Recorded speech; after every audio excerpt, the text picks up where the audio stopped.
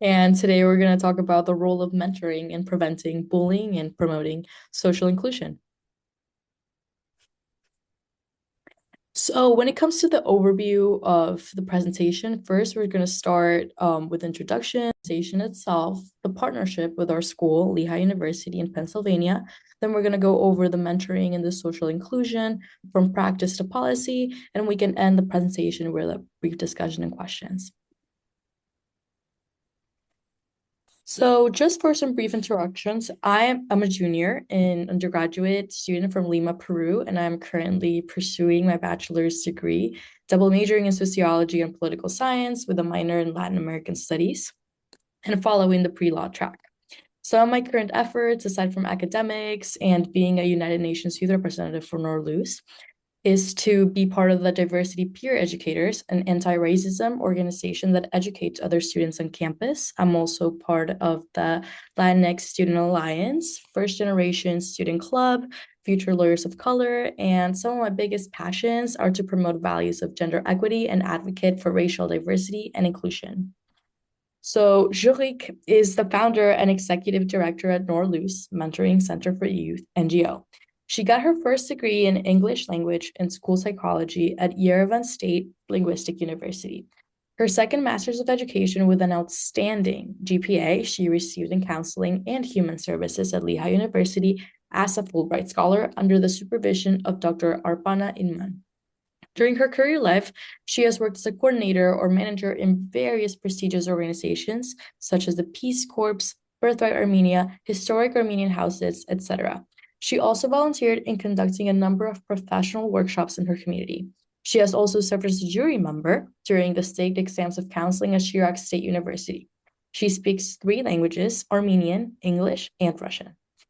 During her free time, she likes to play the piano and read books. Currently, she is developing her organization to provide more services to adolescent girls from orphanages and socially vulnerable families, along with enlarging her international collaboration to bring changes both locally and internationally. Hallie is a junior from Richmond, Virginia, pursuing a bachelor's degree in international relations with a minor in health policy and politics. Aside from being a UN youth representative, she is the vice president of Lehigh University's chapter of AAUW, the American Association of University Women. This is a club that seeks to advance gender equity on college campuses. She's also part of Diversity Peer Educators, which seeks to educate other students on campus about racial prejudice. She's passionate about gender equity, social justice, and global advocacy. Lastly, Risha is also part of our team as a youth rep, and she is currently a master's student at Lehigh as well, focusing on public policy. We really appreciate all her help and support. And we also want to extend a thank you to all the other members of our team who made this presentation possible. So we have a question. We know where you're from, but do you represent any organization? Are you aligned with any corporation or something of the sorts? Yeah, well, I told you guys I'm from New York, and I currently am the program assistant and fellow for the Lutheran World Federation, which is like um an organization that's part of ECOSOC. It's a humanitarian organization. It's a faith-based organization, but part like faith-based and then part humanitarian aid organization. Perfect, perfect. Very nice. Thank you, Abigail. Anna Sophia John, we have one more person joined us. Um, I I'm not sure Yes. I'm reading the name right. Inida? Yes, hi Anita. Would you mind answering in the chat if you like where you're from or what organization you represent? Yeah, of course. Should I type it up? Oh, since you have your microphone on, you can just share it with us. Sure. I'll open the camera as well for a moment. Hi, Hi. so I'm Aneda. I am a student at Whitman College. I'm currently a junior. And I heard about your project through Anna, and I was very excited to learn more about it. Amazing. Perfect. Thank you. So now I'll go ahead and pass it to Sugar. Mm-hmm. Thank you, Anna Sophia Jan. So today, just briefly introduce like what we are going to talk about, the main goals of our today's workshop. First, we would like to show how mentoring works as a powerful preventative intervention. So because like for adolescents who grow up in vulnerable contexts, bullying is rarely just about peer behavior, and they are very kind of targeted. And everything is kind of connected deeply to fear, low self-esteem, limited social skills, and the absence of safe relationships. And the second part of the workshop, we would like it's kind of the second goal is like to move beyond inspiration and to application. So we will present our mentoring model, three-phase model that is practical, adaptable, and replicable across different cultures and institutional contexts. So this includes concrete tools that can be integrated into schools, youth programs, and national social development framework. So we hope at the end of the workshop, you guys can leave not only with a deeper understanding of why mentoring matters, but with clear ideas about how mentoring can be embedded as a sustainable strategy for social inclusion and youth well-being.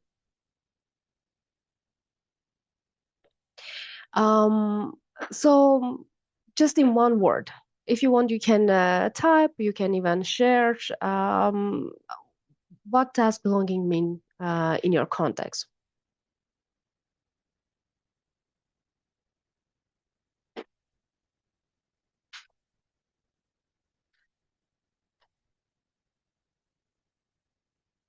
Mm-hmm.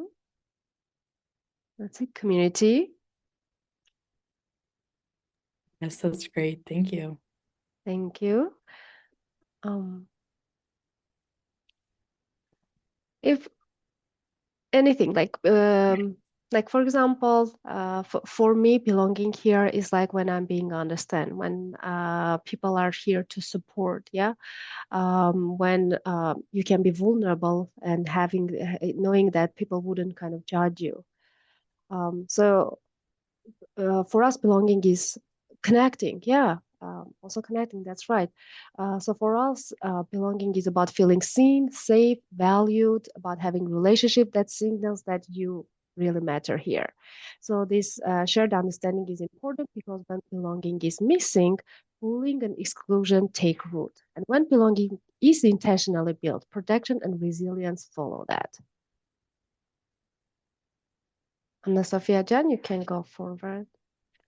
Yeah, and so a little bit more about why this type of workshop matters is at the heart of this work is education, but not education in the traditional sense. We work with young people to understand the power of advocacy, how their voices matter, how mental health awareness reduces harm, and how bullying prevention begins with awareness, empathy, and action. Mentoring helps create environments where young people feel supported rather than judged and included rather than isolated. When youth experience these conditions consistently, they are far more likely to feel empowered to participate, to speak up, and to thrive in society. A critical part of this work is disrupting the bystander effect. Through mentoring, young people can gain practical skills and strategies to safely intervene, to seek help, and to support their peers who are being targeted, transforming silence into collective responsibility.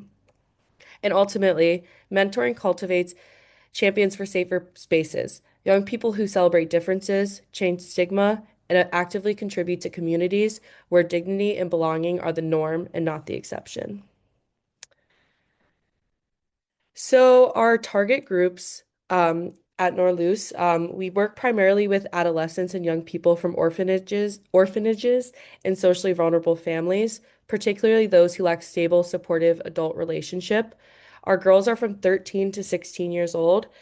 Our target group includes youth who face multiple intersecting forms of disadvantage, such as poverty, institutional care, gender-based vulnerability, and social exclusion, which significantly increase their exposure to bullying, relational aggression, and psychological distress.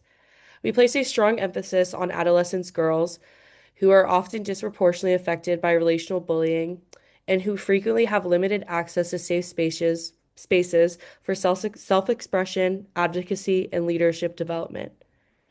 Through mentoring, we support young people during their critical development periods, helping them build resilience, confidence, and the skills necessary to participate fully in education and society. So, kind of to address some of the psychological risks that our target group faces, um, such as fears, anxiety, isolation, lack of support, low self-esteem, poor communication skill, and lack of a trusted adult, we put emphasis on adolescence because it's already a period of crisis marked by rapid emotional, social, and physical changes. Specifically, adolescents from socially vulnerable backgrounds, such as single-parent households or orphanages, are at greater risk due to limited stability and support.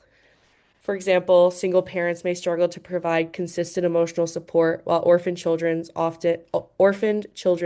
often lack a trusted adult to rely on.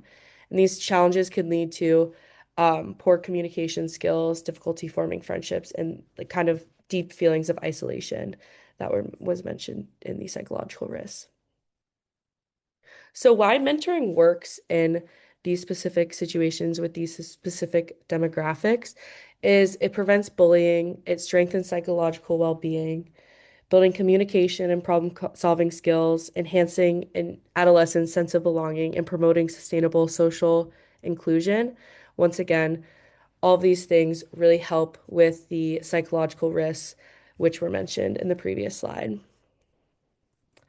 So to talk a little bit about Norlus's three-phase model with Sugar, we'll talk a little bit more in the slides coming. So Norlus is a mentoring center. Norlus Mentoring Center for the Youth is the first and only mentoring organization in Gyumri, Armenia, working with adolescent girls from orphanages and socially vulnerable communities. Once again, we recruit 13 to 16-year-old girls to provide them with mentoring relationships, skill building, career planning skills, and scholarships to pursue a college degree. Norlus is a three-phase program that promotes empowerment and the opportunities for girls to reach their full potential. The girls are not only provided with a safe space to share their challenges and gain emotional well-being, but they're also provided with the support to feel empowered to bring social and economic changes both in their communities and throughout the country, as well as build a community of strong, thoughtful, creative women who are the future of Armenia. And kind of just to make clear the mission statement and the vision of Norlus, we believe in empowering teenage girls from orphanages and low-income families to build a community of strong, thoughtful, young, creative women who are the future of Armenia. Once again, our mission statement is to provide girls with the means to become self-sufficient and globally aware young women, capable of reaching their desired personal and career goals. Our program provides the tools to improve self-esteem and self-reliance while building a sense of community.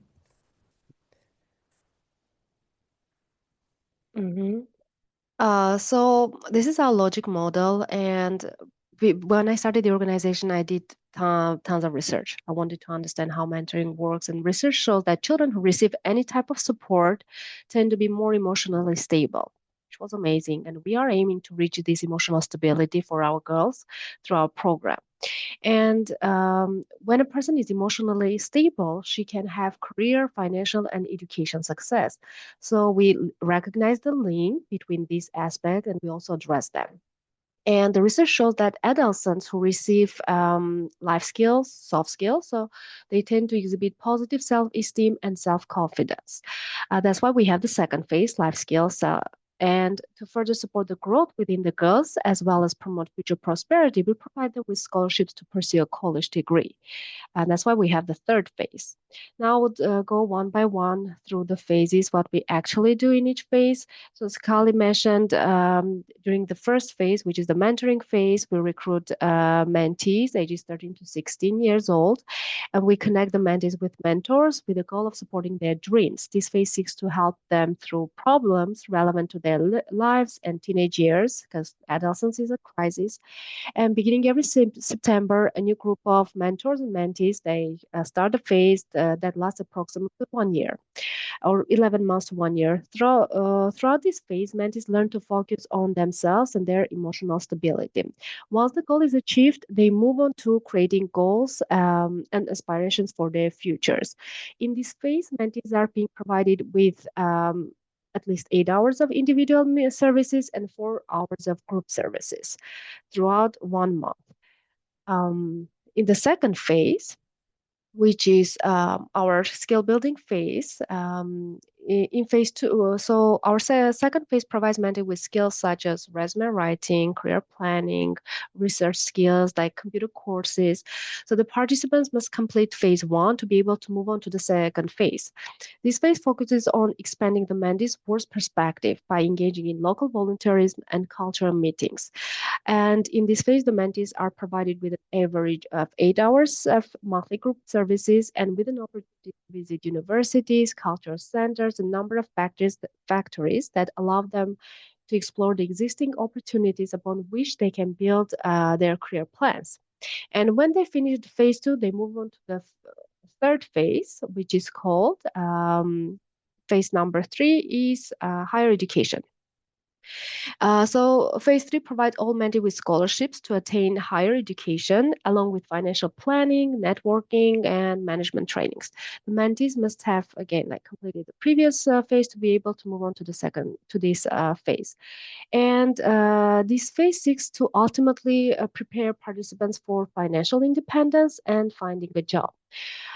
Those participants who enter vocational schools or universities, they must apply to us to receive funds. And after signing a contract outlining what is expected them to do, like for example, conducting volunteer work or serving as a mentor for their younger peers. In this phase, participants are provided with minimum of 2 hours of group sessions. They are also motivated to participate in workshops and events where they can represent the organization and its mission. And throughout these three phases, the whole like what the whole program prioritizes is the collaboration with locally and internationally. Um, Before going to the collaboration, because we do have a collaboration with Lehigh University, I would like to talk a little bit more about bullying projects that we do, like anti-bullying projects. So throughout this three-phase program, we intentionally create a space where we can openly talk about bullying, like real cases, real experiences, the psychological effects.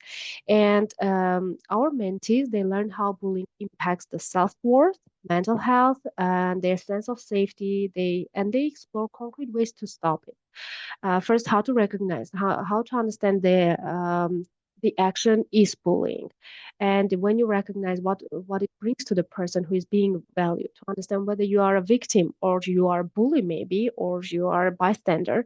So we help them to understand all these different roles, and we provide them also tools how to intervene safely, and how to move from being a bystander to an active defender. So this work extends beyond youth themselves. We also conduct specialized workshops for educators, social workers, psychologists, and school principals, equipping them with practical tools to recognize bullying and respond actively. Um, we have published two books. One is a first Armenian comprehensive book about what is bullying, and the second one also is a group counseling for the counselors and social workers. And this is a group counseling that consists of 14 sessions. And during one of our trainings, we provided this material to all the counselors and social workers so that they can go back to their schools and work with their kids. And we piloted the program, which was amazing. We had behavioral changes among the students who participated in this group counseling. So through this combined approach, like teaching both mentees, mentors, and educators, school counselors, and principals, we see powerful shifts when a young person gains self-trust, self-confidence, and strong self-esteem, and develops skills of self-advocacy and advocacy, of course, for others' rights. In particular, adults and girls report feeling confident to intervene and to take the right steps and to stand up for themselves and others. And this helps to create safer and more inclusive spaces for everyone. And this is done also internationally. And here I would invite Anna Sofia to share more about our international collaboration. Thank you so much. And yeah, to begin speaking about our partnership, the collaboration between Norluz and Lehigh University has now spanned over 5 years. through the Youth Representative Program, which is an initiative that connects UN-accredited NGOs with high-achieving students who serve as their voices within the United Nations system. This is the world's first program of its kind, and it reflects a shared commitment to youth leadership, mentorship, and overall very meaningful global engagement. Within this partnership, the youth reps for Norluz, we engage directly with global decision makers, we participate in international conferences, and we moderate briefings that are broadcast on a world basis. We can speak on the floor of the General Assembly, and we ultimately aim to amplify Norluz's mission and advocating for the girls and young women in Armenia, particularly those from underrepresented backgrounds, as we've mentioned. At its core, this work is also very deeply rooted in mentorship, which is what we were talking about. The model is not just about representation in a global space, but it's also about guidance in a new setting. By equipping young leaders such as ourselves with mentorship, institutional access, and overall having a platform to actually carry out this advocacy, we demonstrate how mentorship can also serve as a protective factor. We can foster confidence, belonging, and social inclusion, all in the wider context of the United Nations.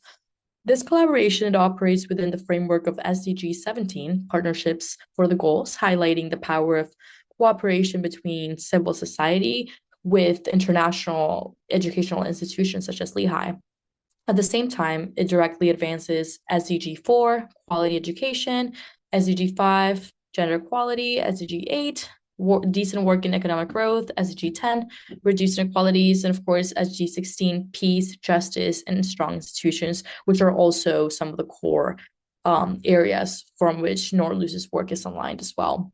And by centering a mentorship as both strategy and value, the Norluz and Lehigh partnership really shows the true power of investing in young people and how it does more than just build individual capacity. It strengthens institutions, it promotes social inclusion, it ultimately creates pathways for the youth, especially girls and young women, to transition into leadership.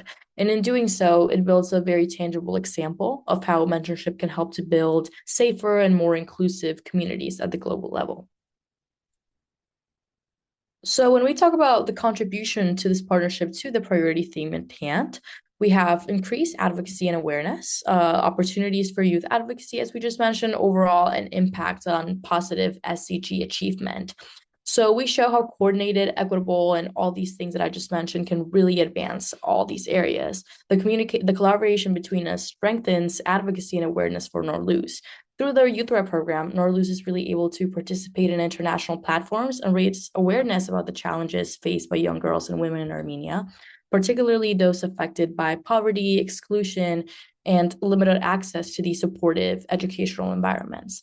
When we bring these issues into the wider global spaces, the partnership helps to ensure that the policies and the solutions are informed by lived experiences. Additionally, this partnership creates equitable opportunities for the youth advocacy, since in collaboration with our university, students are mentored into advocacy roles that really allow them to represent vulnerable communities at the United Nations and any other international forums that we are a part of. And very importantly, this model really reduces the barriers to participation by providing students such as us with access, guidance, and overall support that we might not otherwise have. And overall, this collaboration really supports the development by combining education, mentorship, and the institutional partnership we just talked about. It advances social justice by promoting this inclusion, it strengthens the concept of youth participation, and it contributes to the advancement of all the goals that have been previously stated. So some examples of our collaboration have included direct engagement in the United Nations spaces. One example here is Norluz participation in the interactive dialogue in CSW 68, where through the partnership with our school, our former youth rep, Ana Quintana, was able to engage on behalf of Norluz with member states, UN bodies, and civil society on gender-responsive approaches to poverty reduction educations for girls, which is something our organization definitely stands for. Additionally, we have also addressed the president of the General Assembly at a UN town hall, and we have advocated for the policymakers to meaningfully listen to youth perspectives. And building on these experiences, Our most recent collaboration shifts toward joint organizational work here at Lehigh. This year, Norluz and Lehigh as an NGO, because it's also an NGO of itself, we are partnering for an in-person NGO CSW site event focused on gender equality and education, and we're going to have an in-person presentation. Lehigh brings a global perspective on women's access to quality education and all the social factors that really shape these girls' experiences. What Norluz, of course, brings the Armenian context and its mentoring model and all the concrete success stories that we have. And together, this collaboration links global advocacy with community-based action to really advance gender equality through education. When it comes to campus involvement, this is definitely one of the areas that our organization is actively trying to work on. For instance, an event where all NGOs that are partners with Lehigh participate is a tabling day on the United Nations Day, in which we share information about our organization to interested students. However, this event is more than just an informational session. It's really an invitation to students to broaden their perspective and take a global view of pressing social issues, particularly for those that have impacted women and underrepresented groups. At the core of participation, it is a conversation about gender equity in Armenia, a topic that is not only vital to our vision, but of course, a very powerful point of reflection for students. We think it's absolutely crucial to spark discussion that will connect students with real world issues, particularly with those that may not be under the radar in an American context. By addressing gender equity in Armenia, we not only shed light on challenges faced by women across different cultural and geographical contexts, but we also ultimately encourage students to think about gender equity as a universal challenge that really does transcend borders. Additionally, as a team, aside from promoting our organization on the internal level, we want to bring the same values of female empowerment, both in a professional and personal setting, in similar workshops and discussion-based events. This is most likely not it is the best strategy to not only bring further awareness of Norluz as an NGO, but also it's a very unique way to explore and present our values to a different audience and to offer students valuable tools and insights that can help them navigate their personal and professional lives. So 2 years ago, we hosted our first event, Empower Her, Embracing Self-Care.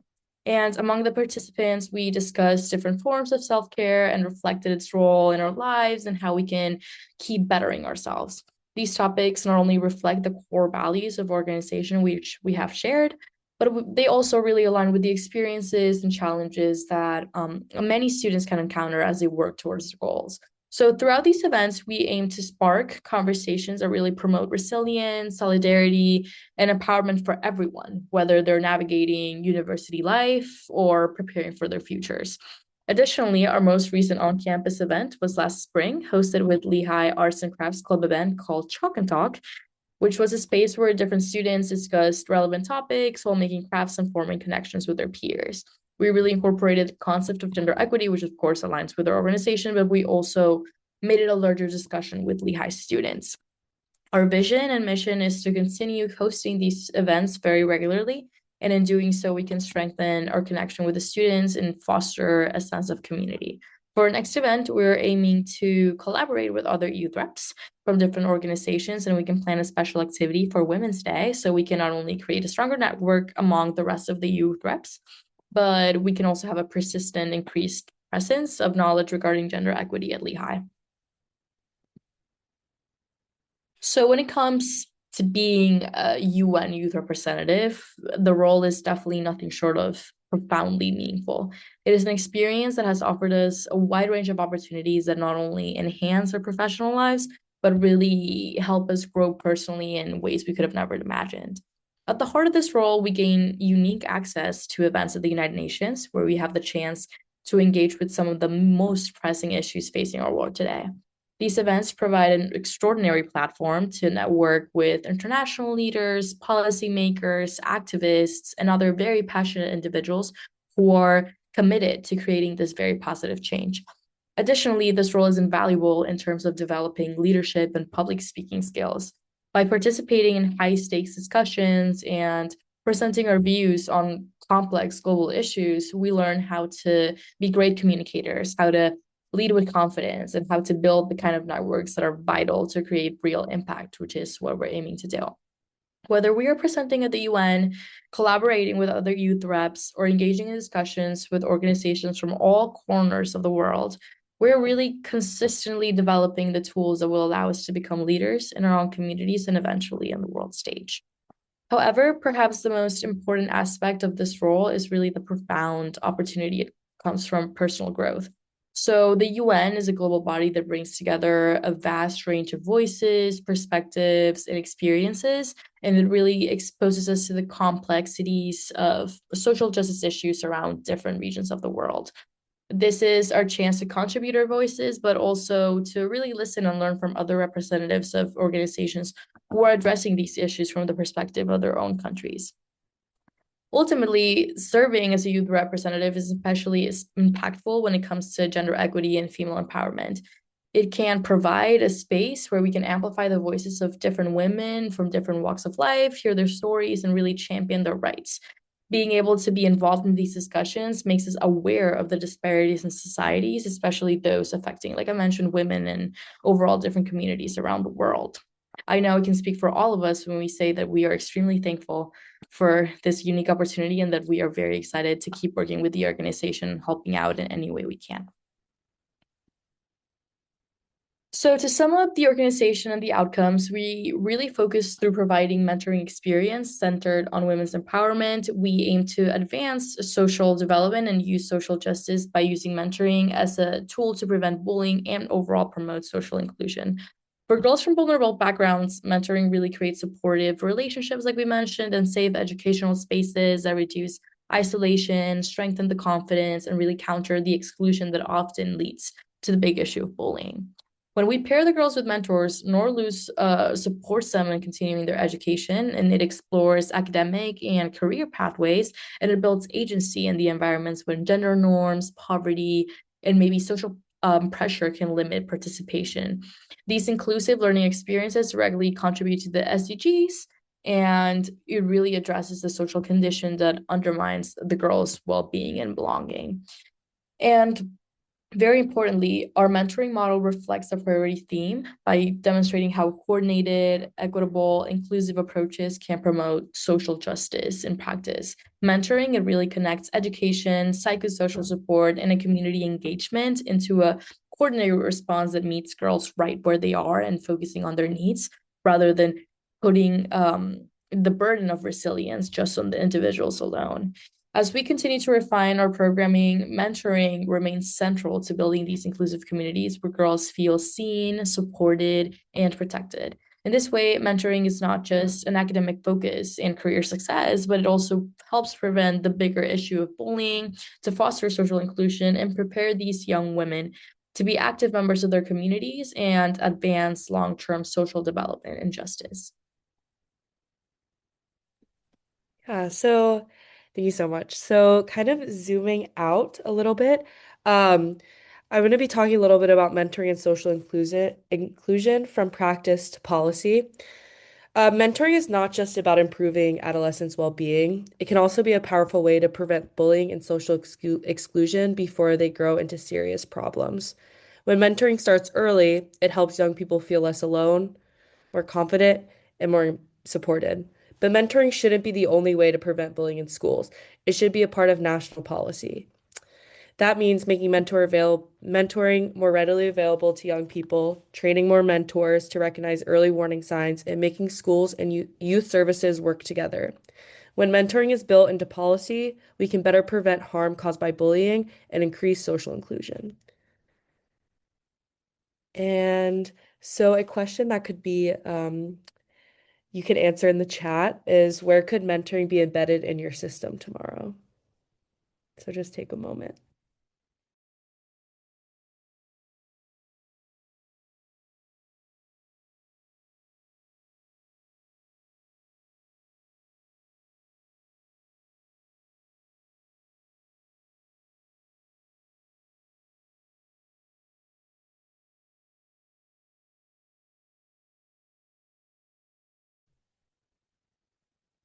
If you For organization, you can even think about from an organization perspective, is it possible to engage, like to embed uh, the mentoring program into your organization mission? Is it something that aligns with it or no?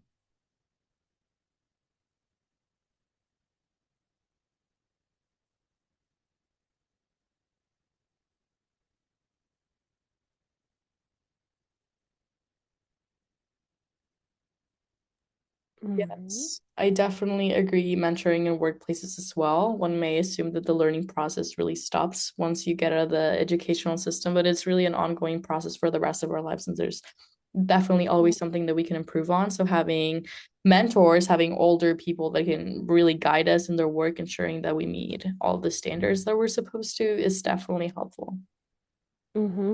And I would like to add to that when Anita mentioned about beyond colleges and schools, I remember in Armenia we started a mentor teacher program. It's the government started that, so all they train and prepare special teachers just to be mentors to younger teachers, which is a very beautiful change that you can witness when all these people work together, support each other. And as Abigail mentioned, in my organization, currently we work in a lot of conflict settings, and I think mentoring can be useful to help foster hope. Yes, but there's a lot of conflict. Mentoring definitely helps because, like, when there's a conflict, it means there are several issues that are unsolved. And when you have a mentor, you have this trusted person, you can talk to the person and understand, okay, if something bothers me, where is it coming from? What's happening?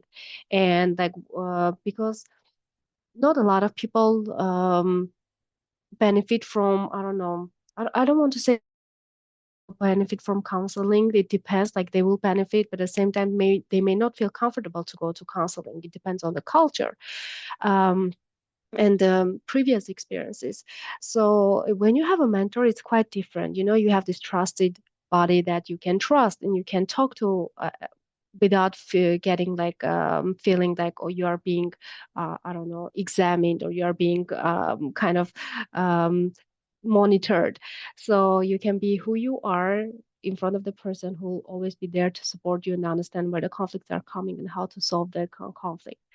So even in our organization, what we have realized, mentoring helps a lot with all different types of conflicts, like issues, even not the conflicts that are outside of the I would say wherever the mentee goes, like if it's in the school, in outside settings. So when the mentee comes with a problem, the mentors can have the skill to listen, to be there, to be supportive, and just provide the knowledge and skill that she has.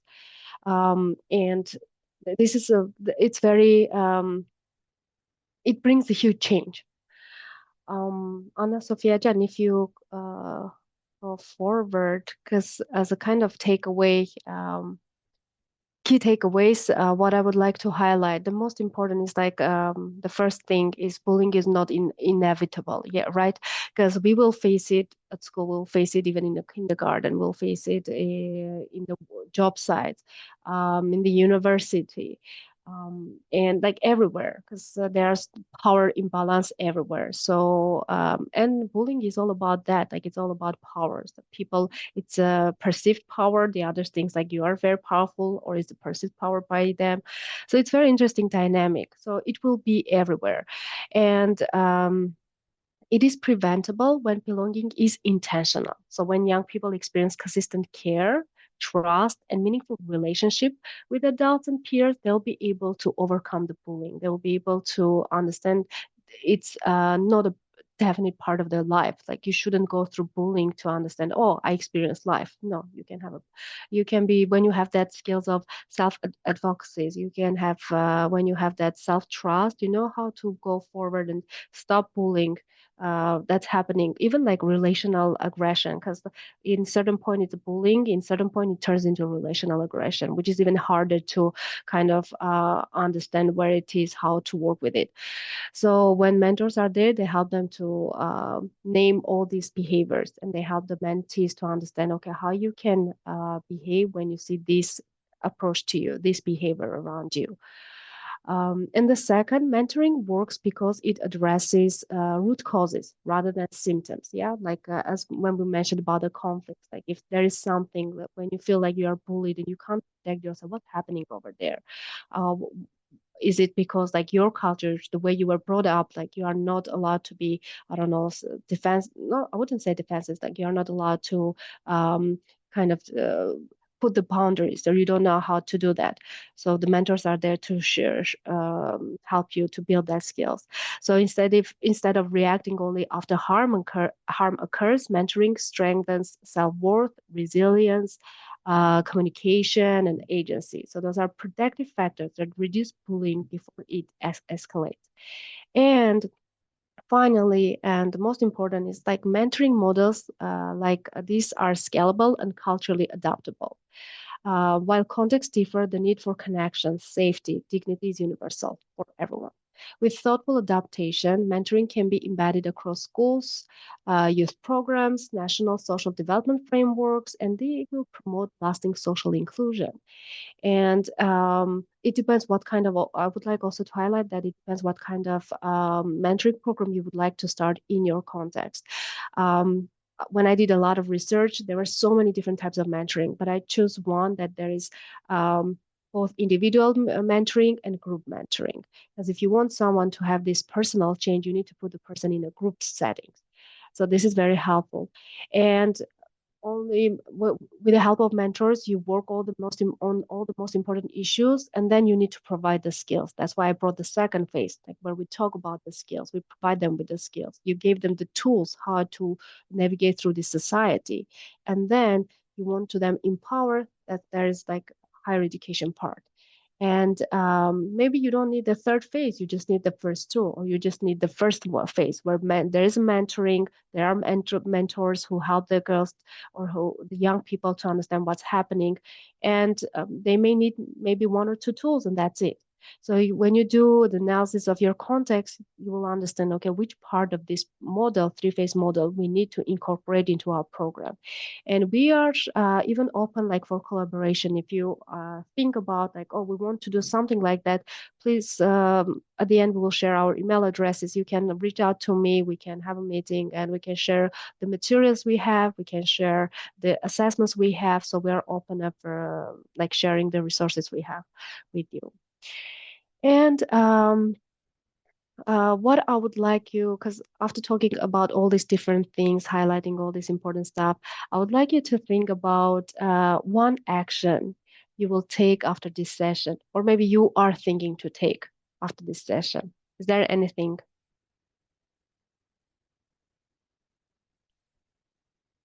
You can again write in the chat.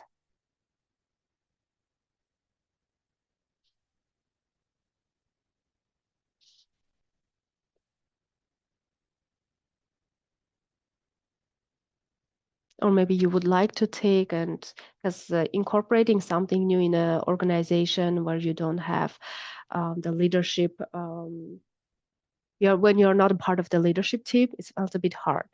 But if you had that magic wand, what one thing you could have changed in the organization?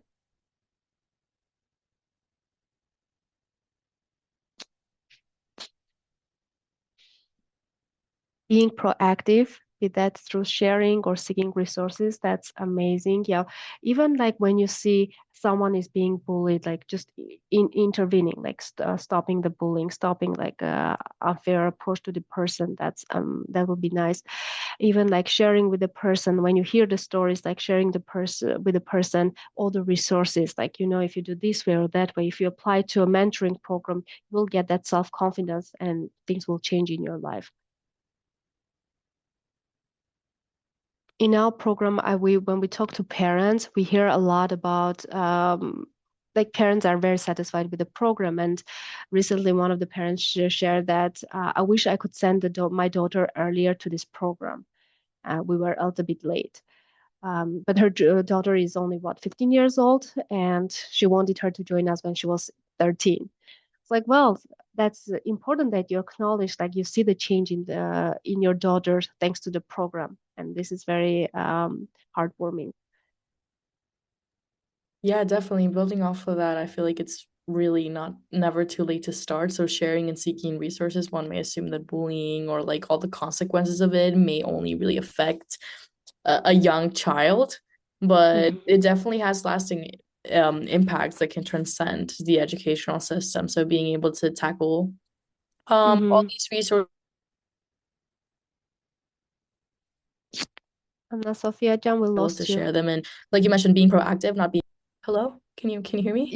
Now we can hear you. We are so sorry we lost you. Can you say one Oh, second? And sorry. Yes, yes. It's just what was he saying? Just the power of action. Like being a bystander versus actually even just taking one action can make such a drastic change. So definitely mhm. encouraging to do that. Yeah, definitely. And Abigail mentioned that since I work in advocacy, I think rethinking how mentoring can help support girls in contexts where there are pushbacks against referring to programming to support women and girls. That's true. Yeah, because there are a lot of yeah, we need to understand why there is this problem, like why there is like they don't want to refer to those type of programs. What is keeping them back? And in advocacy, yeah, you can do a lot of things. I don't know how much how much the leadership will be kind of open to that, but I think the advocacy work is the first and I think one of the pioneering steps that people can take or be part of it to bring a lot of changes. Thank you guys for sharing your thoughts. And like once again, this model, you can use it anywhere. Like if you decide one day like to step away and start your own thing, your own organization, please reach out to me. I'll be happy to help you. I'll help you to start anything you like, help you to start anything you want. Yeah, we are open because we know it's working, and we would like to support as many girls as possible. So now we can open a small discussion. Feel free to ask any lingering questions that you have. You can turn on your mic. You can just put it in the chat. We'll be more than Mhm. excited to answer any pending questions. Any questions, technical questions, program-wise questions?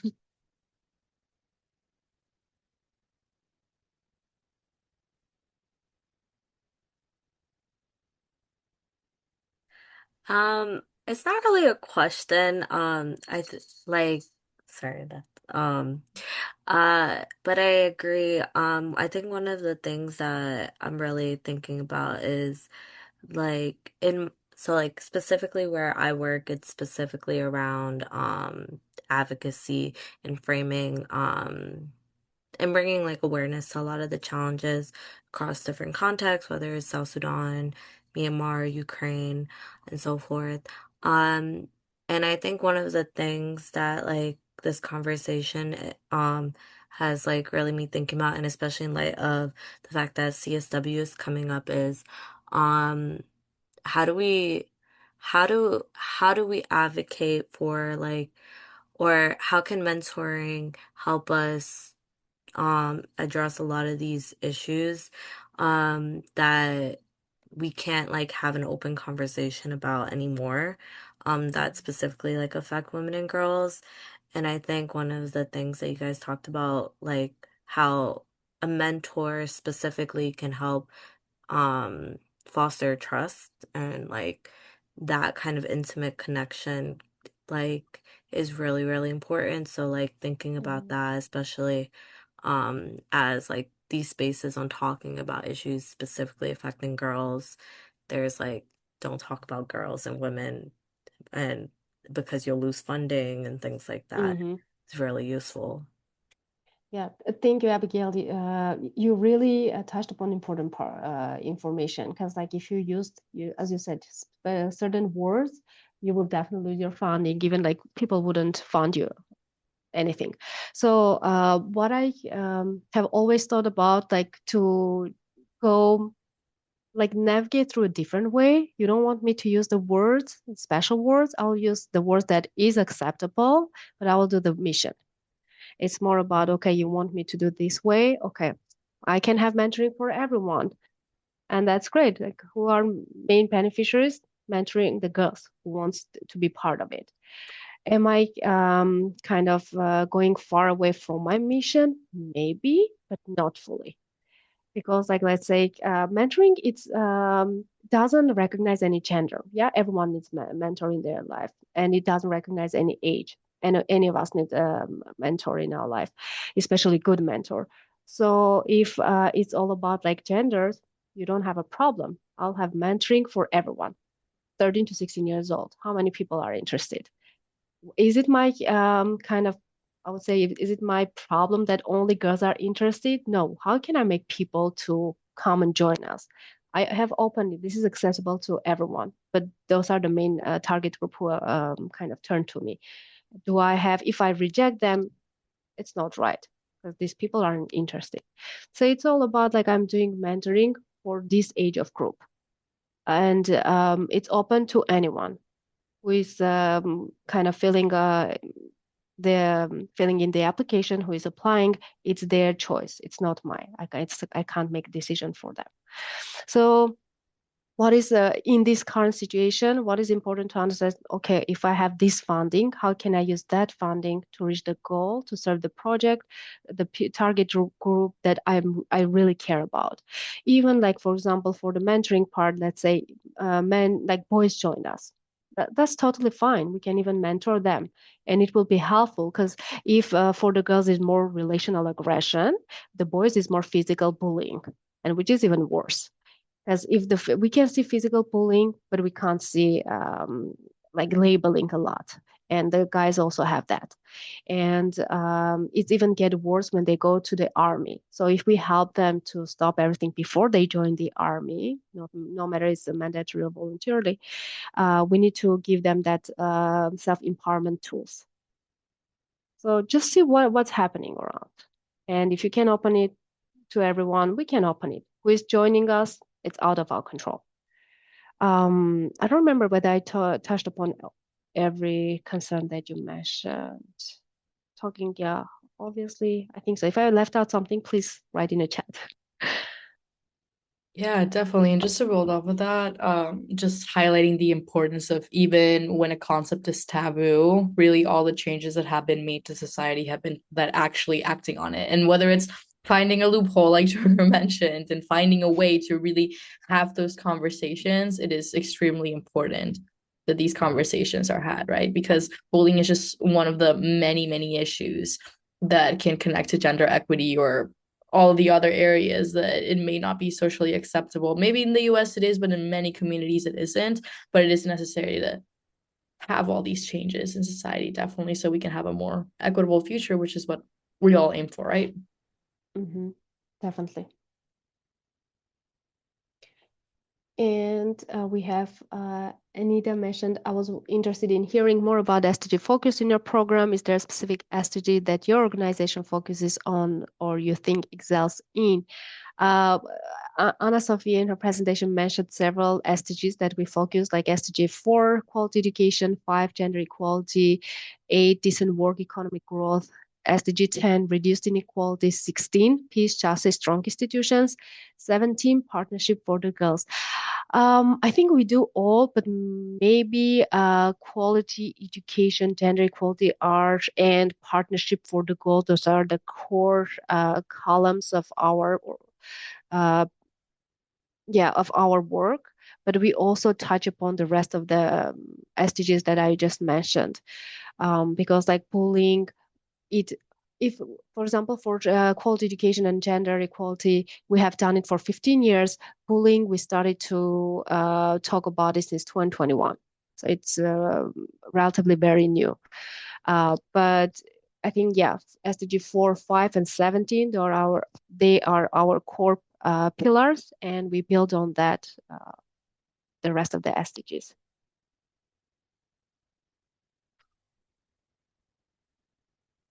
Um, yeah, if you guys have any other questions, or Anna, Sophia, I Carly, if you guys have, yeah, sure.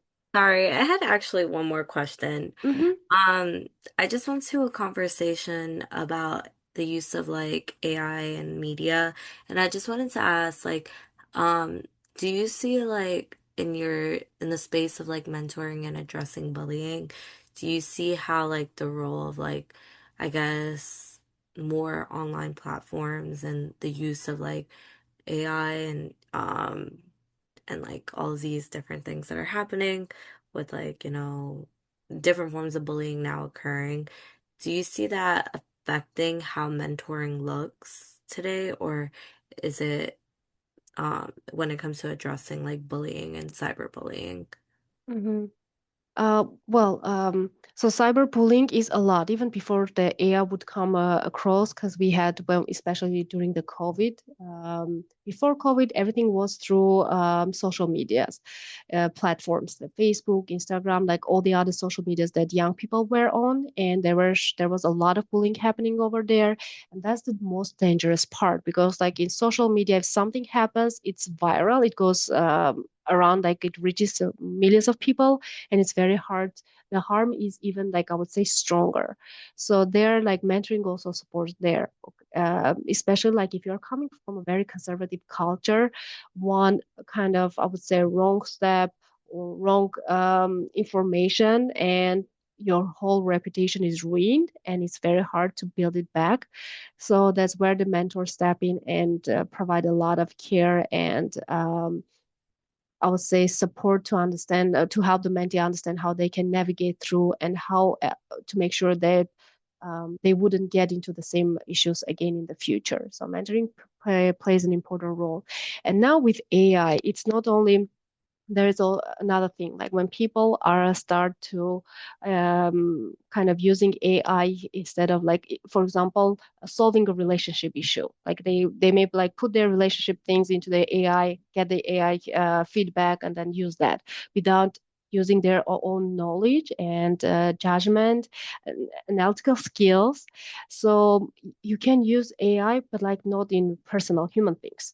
Yeah, if you need to understand some stuff, you can ask AI, but like, is it worth to make a kind of um, the main spot, I would say, in your life? Like, it's the to put all your attention on that? No, it's not worth, because like AI will still be AI, and you're a human being, and there are so many things to it. Yeah, we see one part of the coin, AI sees the another part, and like we need to kind of look at the thing from different perspective, do our analysis. And again, here, like what the mentors do, they talk about how to use AI. What is, like, it's not only the mentors, but also us as a crew organization. We talk about, like, okay, what is AI? And even if they use, we always, like, when we have also some, for example, when we to present how to do research.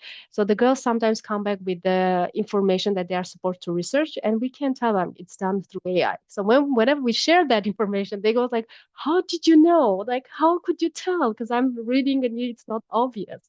So we help them to understand, okay, like, what is this approach? Is this right or wrong? Like, what you are lacking when you depend on AI, what you are missing in your life. You are not able to develop your analytical skills. You are not able to develop your writing skills.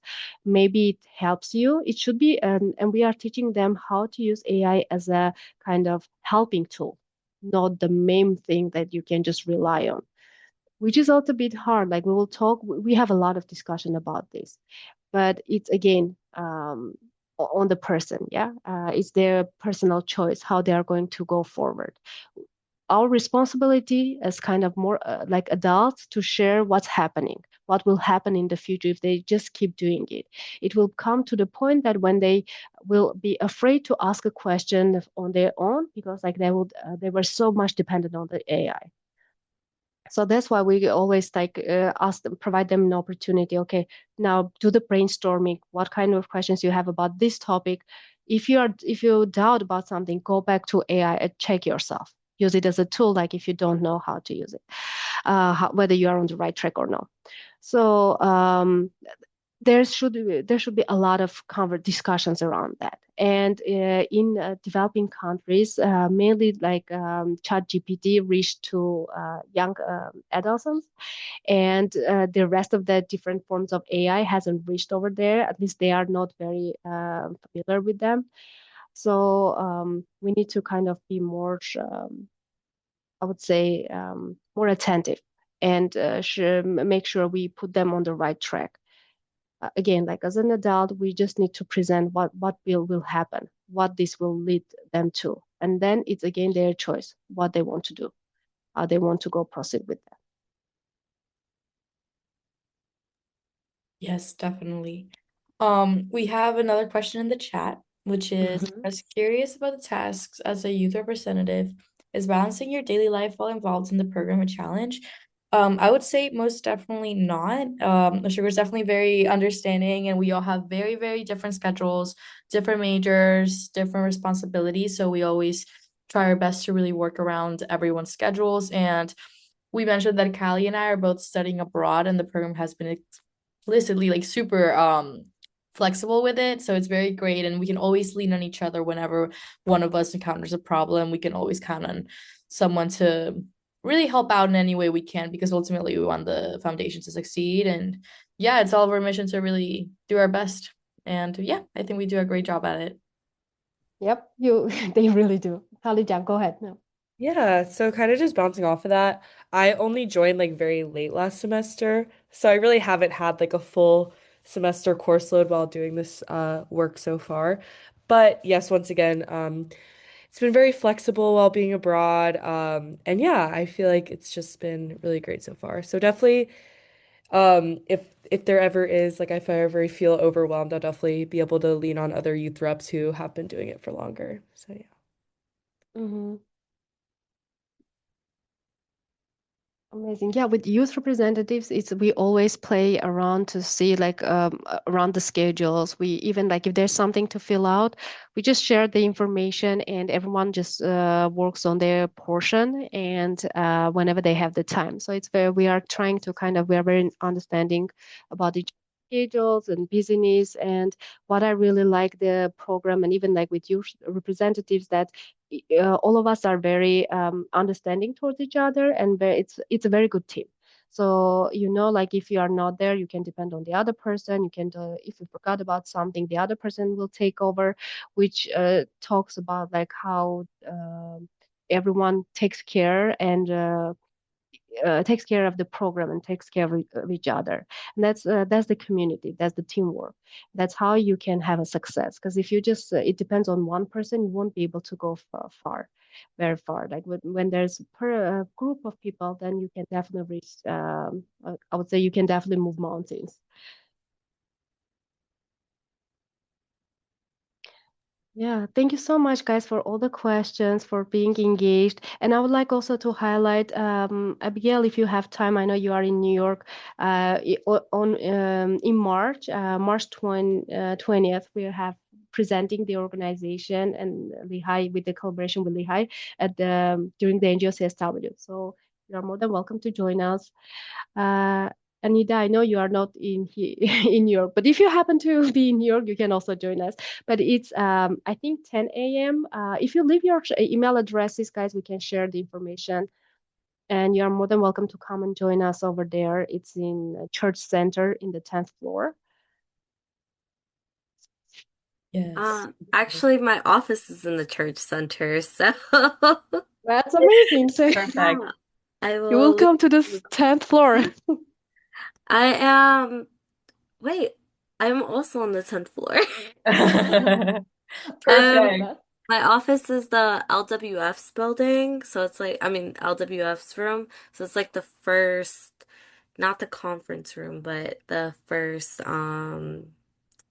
door as soon as you like walk down the hallway, it's on the left-hand side. I will On the stop left. by.